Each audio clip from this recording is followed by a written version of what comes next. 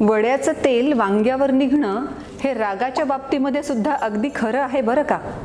आणि आपण नेहमी म्हणतो की ती व्यक्ती की नाही फणस आहे, म्हणजे वरून काटेरी जरी असली तरी आतून खूप चांगली आहे. पण हे खरंच योग्य आहे का? आणि त्याच्याच सोबत आणखी एक महत्त्वाचा मुद्दा म्हणजे समोरच्याची ताकद किती जास्त आहे याच्यावर आपल्या रागाचं प्रकटीकरण अवलंबून असतं. हे 3 मुद्दे नेमके कसे आहेत हेच मी तुम्हाला आज समजावून सांगणार आहे.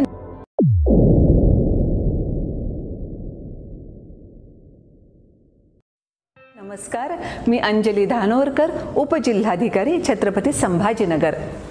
वड्याचं तेल वांग्यावर निघतंच, रागाच्याही बाबतीत तितकंच खरं आहे. म्हणजे एक उदाहरण देते ना.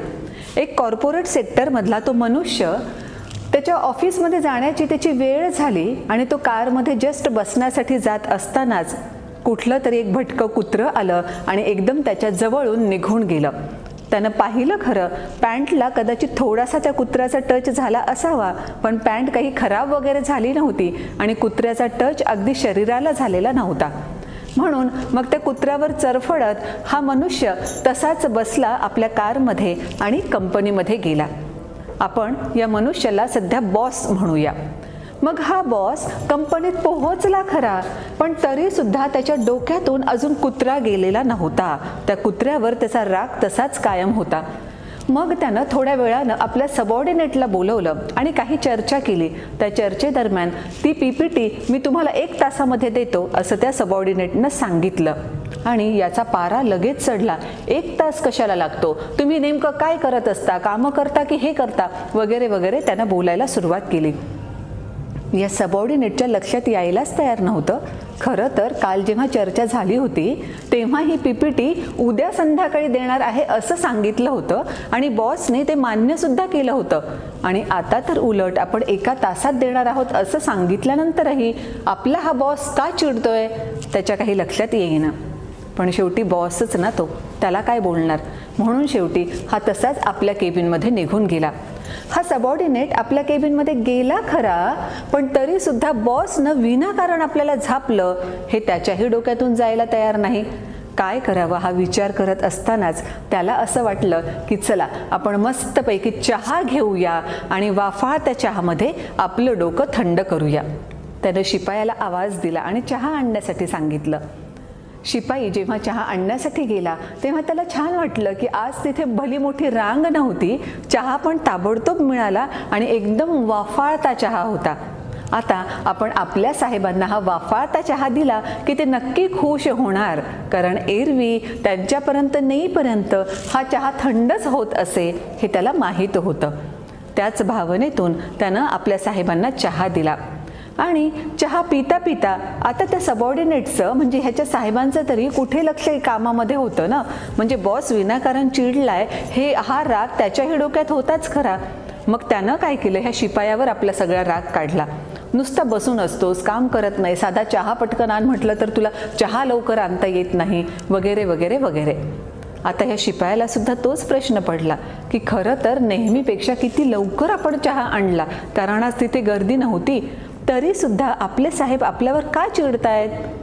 जाऊ देत, आता तो तरी बिचारा ह्या साहेबांना काय बोलू शकणार होता. म्हणून तोही त्याच्या जागी जाऊन बसला. पण त्याच्याही डोक्यातलं ते जातच नव्हतं ना की आपले साहेब उगाचच आपल्यावर चिडले. आणि शेवटी त्याच विचारामध्ये असताना ऑफिस संपण्याची वेळ झाली आणि हा शिपाई सुद्धा आपल्या घराकडे निघाला. घरी पोहोचल्यानंतर दरवाजाची बेल वाजवली.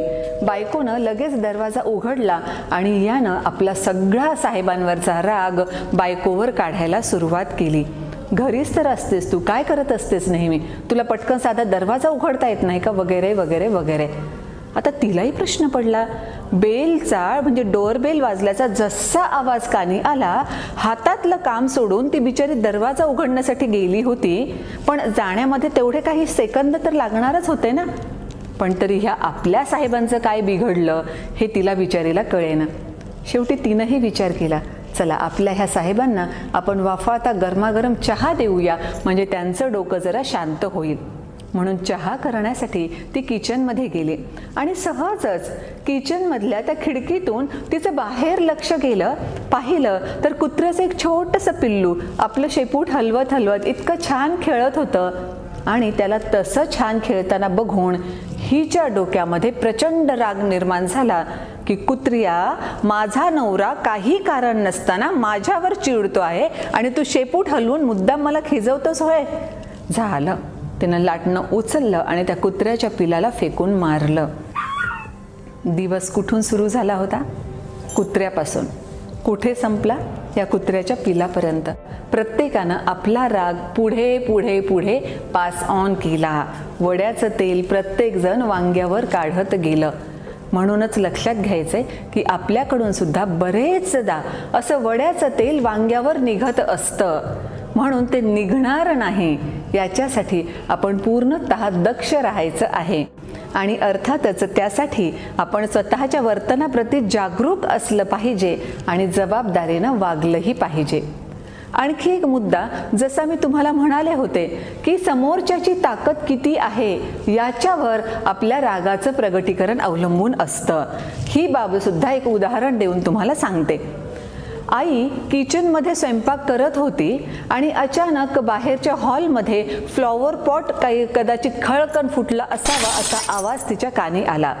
लगेच तिनं आता महागडा फ्लॉवर पॉट आत्ता घेतलेला आणि तो फुटला म्हणताच क्षणी ती घाईघाईनं तसेच पिठाचे हात घेऊन बाहेर गेली. पाहिलं तर मुलगी त्या फ्लॉवर पॉटची काचा भरत होती.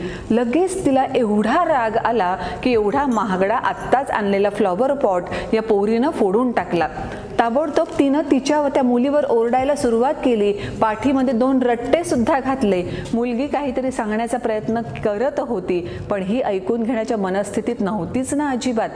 आणि जेव्हा ती स्वयंपाकघरात पुन्हा तिच्यावर आरडाओरडा करून निघायला सुरुवात तिनं केली तेव्हा नवऱ्यानं हळूच सांगितलं, अगं तो फ्लॉवर पॉट तिच्याकडून नाही फुटला, तो माझ्याकडून फुटला. झालं आता. म्हणजे मुलीवर तर आरडाओरडा केला, तिच्या पाठीमध्ये 2 रट्टे पण घातले, पण आता कळालं की नवऱ्याच्या हातून फुटलेला आहे. मग काय करणार? अर्थातच ती शांत बसली. उलट नवऱ्याला पुन्हा विचारायला लागली की तुम्हाला कुठे लागलं तर नाही ना, फ्लॉवर पॉटची काचमुळे कुठे जखम तर झाली नाही ना, वगैरे वगैरे वगैरे. म्हणजे आपल्या रागाचं प्रगटीकरण समोर कोण आहे, त्या समोरच्या व्यक्तीची ताकद किती जास्त आहे आपल्या तुलनेमध्ये याच्यावर ठरतं. आणि हे खरंच इथिकल वाटतं का? म्हणजे समोरच्या व्यक्तीची ताकद कमी आहे म्हणून आपण आपला सगळा राग त्याच्यावर काढणार, त्या व्यक्तीचं काहीही ऐकून न घेता, आणि समोरच्याची ताकद आपल्यापेक्षा जास्त आहे म्हटलं की आपण आपलं शांत बसणार. हे योग्य वाटतं? आणि जर हे योग्य वाटत नसेलच, योग्य नाहीच ते, म्हणून जर आपल्याला योग्य नाही हे लक्षात येत असेल तर डेफिनेटली इथून पुढे आपण अशा रीतीनं राग व्यक्त करणं थांबवायचं आहे. अर्थात राग व्यक्त करण्याच्या पॉझिटिव्ह पद्धती कोणत्या आहेत किंवा चांगल्या पद्धतीने आपण आपला राग कसा टॅकल करू शकतो हे सगळं आपण येत्या एपिसोड्समध्ये सुद्धा पाहणारच आहोत.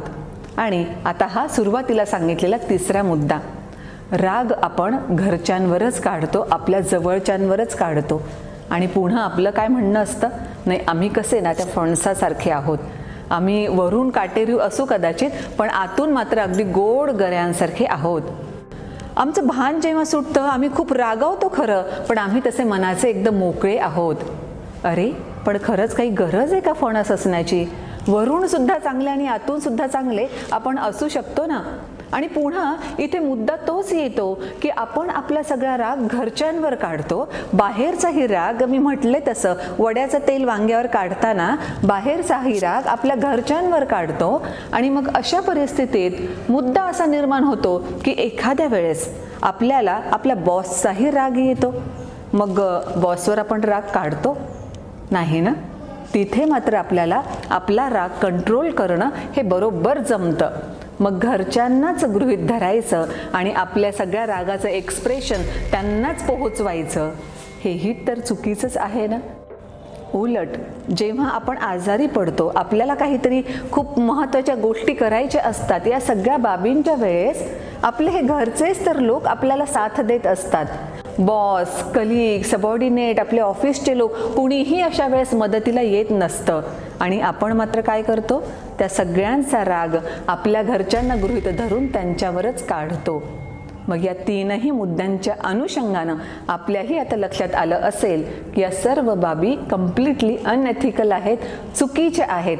म्हणून याच क्षणापासून या बाबींच्या संदर्भानं आपण लगेच स्वतःच्या भूमिका बदलायच्या आहेत आणि विचारांची क्लॅरिटी ठेवत आपल्या रागावर नियंत्रणही प्रस्थापित करायचं आहे. हे नेमकं कसं करायचं आहे तेही आपण पुढच्या काही भागांमध्ये नक्की पाहणार आहोत. तोपर्यंत थँक्यू सो मच.